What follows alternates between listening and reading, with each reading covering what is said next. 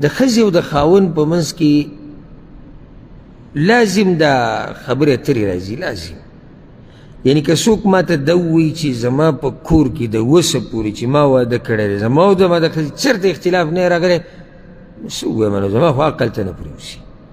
تاسو یې منئ؟ څه نه څه خبرې خو راشي. یو جګړه ده، ما جګړه نه دی ویلي، اختلاف وایم، خبرې اترې، معمولي خفګان، تا دا ووایي ما دا ووایي، تا ولې وکړو، دا لازم په کور کې راځي. دوی انسانان یو ځای اوسېږي او د یو بل سره داسې جوور ژوند دی چې داسې د بل چا سره نشته. لازم به دوی په منځ کې کله د یو بل په خبره پوه نه شي یا کله کوتاهي وشي د یو طرف نه، نو څه خبرې اترې به منځ کې راځي، دا خو لازم ده. خو دا چې ډېرې زیاتې شي او همیشه جنګ جګړې او همیشه دا کنځلې او بدې ردې، د دې یو لویه وجه چې د هغه په دین باندې ناپوهي ده. یعنې یا خو دا سړی په دین نه دی پوه، یا دا ښځه په دین نه ده پوه، او یا دواړه نه دي پوه. ځکه کله چې ښځه په دین باندې پوه وي، دا د خاوند حق پېژني، او چې کله خاوند د ښځې په دین پوه وي، نو دی به د ښځې حق پېژني. نو د هغې د لاسه به د دوی په منځ کې مسلې بیا ډېرې راځي، لږې به راځي، ځکه چې د یو بل حق هغه پېژني. دویمه وجه چې کومه ما ته ښکاري والله اعلم هغه دا ده، د انټرنېټ او موبایل. ځکه چې کله دې کې یو زنانه پردي هلکان ګوري او فلمونه او سندرې او د پلاني قوم ډمان او د پلاني ملک ډمان، او هغوی دا میکاپونه کړي او ځانونه یې تیار کړي او دا د عشق خبرې او دا د مینې محبت خبرې، نو د دې د خپل خاوند نه ورو هغه زړه تورېږي.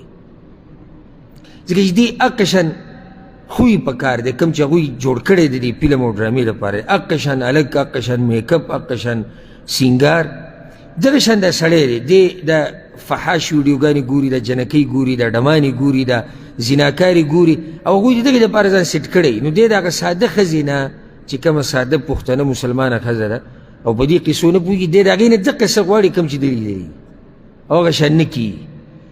د هغې د لاسه د دې ښځې نه زړه هغه رو رو تورېږي، رو رو تورېږي. نو خبره به یې دغې ته واوړي چې په معمولي خبره باندې دی هغه بېعزته کوي او هغه د ده سره ورانېږي، او د هغې سره دا برکت د دې موبایلو دی او د دې انټرنېټو دی، نو دا امیاده کوي ورسره. دا یو اهمه خبره ده، او کېدای شي زما دا خبره غلطه وي، که نه دې پکې څه اثر نشته، اثر یې پکې ښه برابر دی، ښه برابر اثر.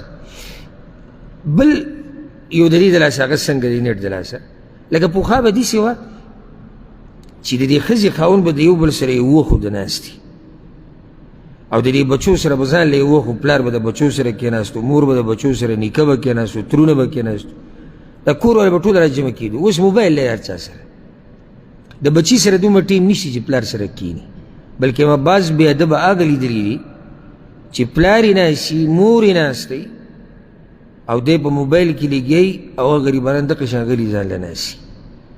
بعض ما داسې بې ادبه لیدلي، د بچي سره دومره ټیم نشتي چې هغه مور پلار له ټیم ورکړي، ځکه چې هلته هغه موبایل کې مصروف وي. بیا د بچو مور پلار سره دومره ټیم نشي چې بچو له یې ورکړي، ځکه چې راشي او روټۍ وخوري، بیا د موبایل د کته بر او فیسبوک او ټیک ټاک او دې نه چې وځي شپه شوي. نو چې شپه شوي ناوخته شوي، اوس د سره دومره وخت نشي چې د دې ښځې سره وخت تېر کړي، نو بیا د ډاري کوده کېږي. ښځه ځان له مصروفه ده او مزه څه کوي، مزه څه کوي چې ښځه او خاوند په یو کټ کې پراته وي، دواړو سره موبایل یو په یو کې مصروف وي، بل وبله کړي، دا ځان له مزه کوي، دې ځان له مزه کوي، او بیا موبایل سر ته کېږي او دواړه ویده شي. بیا راپاسي، بیا هغه کیسه سټارټه شو. نو دې د لاسه سره دوی په ژوند کې دا راشي چې دوی د یو بل نه لرې شي، او چې لرې شي نو دا جنګ جګړې څه شي، دا ډېرې شي. خلاصه دا ده چې څومره په کور کې بېدیني ډېرې، دومره په هغه کور کې برکت، مینه، محبت دا پکې دی. د خپلو کورونو خیال کوئ، او خپل کور له یو یعنې زه درته طریقه وښیم د ژوند د تېرولو. د خپل کور دپاره اصول کېدی، اصول ته سړی اصول دا دي چې زما کور کې هر شی چې استعمالېږي د هغې به یو حد وي. د ګپ شپ ځان له وخت دی، د بچو سره د مشورو، د صلاح کولو، د نصیحت ځان له وخت دی، بهر ته د وتو ځان له وخت دی، موبایل استعمالول، ټي وي کته، ماشومانه ځان له کارټونان ګوري، د هغې ځان له یو وخت دی، د دیندارۍ خپل وخت دی. داسې به بیا دا ژوند چې دی دا ډېر ښه رواني. او که داسې غوغاوي ژوند تېری، غوغاوي دا چې هر څه چې وشو کېږي دي، خو چې مونږ کور کې، زه کور ته ورځم ډوډۍ تیاري او سهار کې پراټه راله راکوي، او ښځه کور صفا کوي بس چې دا دوه درې کاره کېږي نور مزید د شپې به ما سره سمري دې ته غوغاوي ژوند وي یعنې دې څه هدف نشته څه مقصد نشته خو چې هر څه وشو کېږي نو دې قسمه کور کې به جګړې او وراني هغه ډېر راځي